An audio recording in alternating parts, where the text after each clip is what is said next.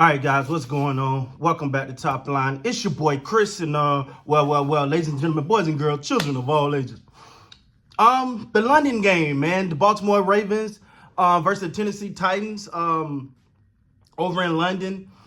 Gonna keep it real with you. I ain't gonna lie, like I finally, man, got into the sports betting thing. So, like, I gotta chill out. I gotta chill out. But if you get up because you're betting on these games, but you get up and you start to pay attention to things. You start to pay attention to the game because you look at certain players, you look at certain people a little bit different because hey, I need them yards, my guy. Come on now, I need that. Come on, man. Tennessee Titans. Let me talk about them first. The Tennessee Titans. What you got you could give Malik. What's the boy name?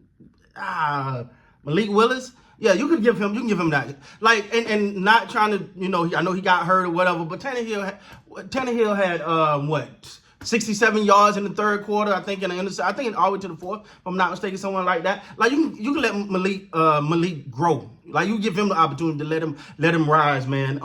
It's still, and they wanted to get rid of Derrick Henry. The reason why you want to get rid of Derrick Henry because he's your only offense. And so you're saying, oh, he probably taking a step. It ain't that he's taking a step back at all. It's that I know, you know, the baby upstairs know he's running the ball. That's your only offense. When your quarterback can only not even give you 70 yards through 3 quarters. Come on, man. So you know what's going on there. Like, they need to let Willis grow or go get you a quarterback if that's the best you could do, or get you some receivers. I mean, you got D-Hop over there, and he's a little animated these days. I don't know, he's extra. I'm with it. I'm all about the bravado or whatever. But it seemed like every little thing was extra to me. But I digress. Now, moving on. But we came here to talk about the Baltimore Ravens. You already know how I feel about the Ravens. I ain't really had a chance to do a video this year, but I'm back on my square. They're making concerted effort, as well as Lamar Jackson, to not run the ball. For him to not run the ball. And given his injury history and things like that, I understand it. I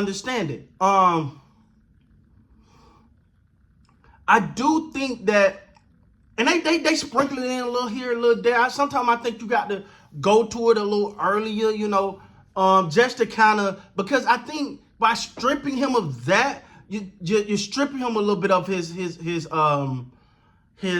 ability to affect defense is what I'm saying. Not his running ability, but today it felt like he was a little bit more active with his legs. But when you got the honor, because you do got Bateman, you do got OBJ, you do got Zay Flowers, who's a beast. So you got these guys, but their success is predicated on getting one-on-one matchups, right? And when Lamar's running all over the place, those matchups are easy. They gotta stop Lamar. But now that Lamar is focused more on being a throwing quarterback, which I love it. But I just think you gotta make sure you're keeping them honest and doing it early, right? Doing it early. And I seen Lamar slide today. Like that, man. Stay healthy. Don't take these unnecessary hits. Now I will say this though, dog. I'm gonna keep it real here. Dog. And I know somebody gonna like this. I know Raven flock. We got it's love, baby. But I gotta be honest here. I'm starting to question some of these receivers' efforts. Some of these receiver efforts is ticking me off, man. And what I mean by that is, you see the interception that Lamar threw. All the players, if I think it was Bateman, it was either Bateman or Aguilar. All you had to do is make a real attempt to go get that ball. At a minimum, you would deflect, and it would have been an interception. That bothers me. And then I looked at the one where it kind of flew past Odell. He kind of threw one hand up. Oh, I ain't get it. No. It need to be all-out effort, especially after all them drops last week. You got to come back with some fervor. You got to come back with some, okay, let's get it now. You know what I'm saying? Didn't really see that, man. Lamar Jackson ended with 223 passing yards. How do I know? Because I bet it on that one. So he ended up with 223 passing yards. I think 40-some yards running, if I'm not mistaken. I could be wrong. Zay Flower had like 50 yards receiving. Mark Andrews had the big play down the middle. Of course, the old reliable Mark. You know how that go. But it just feels like this Ravens offense is coming. They just gotta put it all together.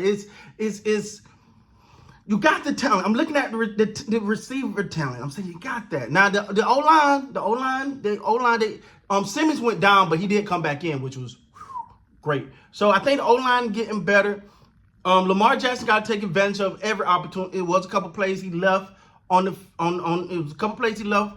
And see, for me, I will say this, for a running quarterback, I kind of expect you to be very accurate on the run because that's what you do. Now everybody can't do that, but that's what you do. So I expect you to be accurate on the run. And it was a pretty big play out. I'm not sure if it was, I think it was Aguilar again that he missed on a rollout.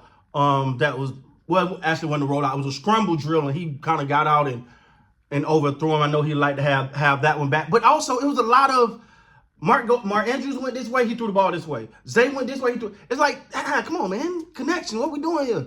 What we know here? If that's the case, and this just as Chris talked, maybe take the options out of those routes, right? Because Lamar looking at it, he reading that, okay, the outside open. I'm gonna go ahead because he have to anticipate where that player is going, hoping their reads the same. But because if he waits, he make the turn, it's too late. Because he done made the turn, he always running. You trying to throw the ball. That's how bad things happen. So just getting those little things ironed out.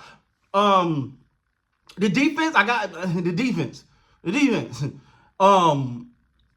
They scare you, man. They scare you with them last couple minutes, man. You do not know if they're gonna be able to hold it down, but they did today. Held Tennessee to after the big play, but I think their backup running back, a big play by him. But the defense came back. They held it down. They did what they were supposed to do. They forced them to a field goal, recovered the onside kick, boom, win in London. You know how it go. But this is a new offense, and this is a new offense. People got to get on the same page. It's going to get better and better and better and better. But you say what you want. Were they 4-2? Now last week, you know what I'm saying? That shouldn't happen. All right, but those happen. Those happen. But going forward, looking at Lamar Jackson, looking at what the weapons he got, they just got to put it together. I think this is the time right now. They're winning games as they're figuring it out. That's great. Because once it click, boom.